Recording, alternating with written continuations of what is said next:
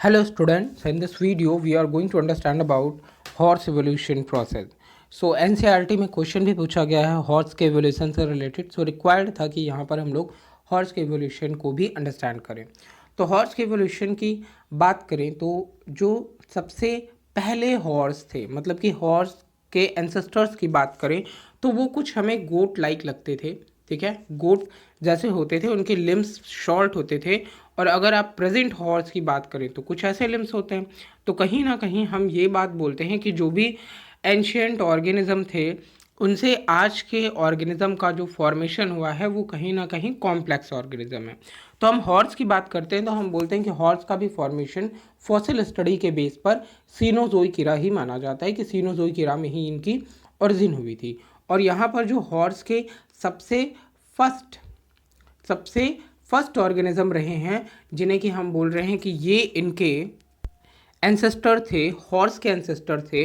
और हॉर्स का first ancestor था इयोहिपस। ठीक है, तो यहाँ पर मैंने दो चीज़ें मेंशन कर रखी हैं, एक तो नेम और साथ में सेकंड चीज़ है इनका टाइम पीरियड। ओके, तो नेक्स्ट थिंग यहाँ पर फोकस करते हैं हम लोग इयोहिपस पर। अब अगर हम इयोहिपस की बात करें तो आपको पहले ही मैंने बताया कि बॉडी ऑर्गेनाइजेशन के बेस पर इनकी बॉडी शॉर्ट थी, इनकी हाइट शॉर्ट थी इयोहिपस की, और ये अप्रॉक्सीमेटली 1 फुट के ही थे।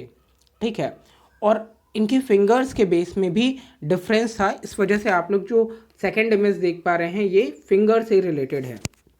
तो जो इयोहिपस थे उनके जो 4 लिम्स थे उनमें 4 फिंगर्स प्रेजेंट थे, और जो हिंड लिम्स थे उनमें 3 फिंगर्स प्रेजेंट थी।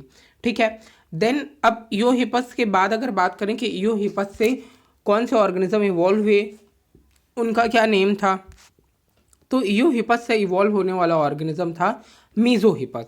ठीक है, मीजोहिपस इवॉल्व हुए, इनकी बॉडी थोड़ा सा इनसे हाइयर थी, ये शॉर्टर नहीं थे। ठीक है, देन उसके बाद मीजोहिपस से जो इवोल्यूशन हुआ या इवॉल्व हुए जो भी हॉर्स, उन्हें हम लोग बोलते हैं मेरिकिपस। ठीक है, देन मेरिकिपस से जो हॉर्स इवॉल्व हुए उन्हें हम लोग बोलते हैं प्लायोहिपस। और प्लायोहिपस के बाद प्लेस्टोसीन पीरियड में कह सकते हैं हम इक्वस का फॉर्मेशन हुआ, जो कि एट प्रेजेंट टाइम के हॉर्स हैं। ठीक है, तो यहाँ पर हम लोगों ने देखा कि इयोहिपस से कैसे लगातार हाइट में चेंजिंग आई, लेग्स में चेंजिंग आई, और फिर उसके बाद आज प्रेजेंट का हॉर्स फॉर्म हुआ जिसे हम लोग इक्वस बोलते हैं। ठीक है, तो ये क्वेश्चन का आंसर था एनसीईआरटी के। एनसीईआरटी में कोई डिटेल्स नहीं पूछी गई, इवन एनसीईआरटी में मेंशन भी नहीं है डिटेल्स। हमें सिर्फ और सिर्फ इनकी स्पीसीज का सीरियल याद रखना है। ठीक है, तो आपको याद रखना है इयोहिपस, देन इयोहिपस के बाद मीजोहिपस, मीजोहिपस के बाद आपको याद रखना है मेरिकिपस, एंड देन आपको याद रखना है प्लायोहिपस, और फिर लास्ट में आपको याद रखना है इक्वस। तो इयोहिपस से इक्वस का इवोल्यूशन आपको याद रखना है।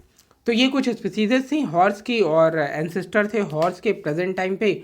सो होपफुली आपको आपके क्वेश्चन का आंसर मिल गया होगा। Thank you.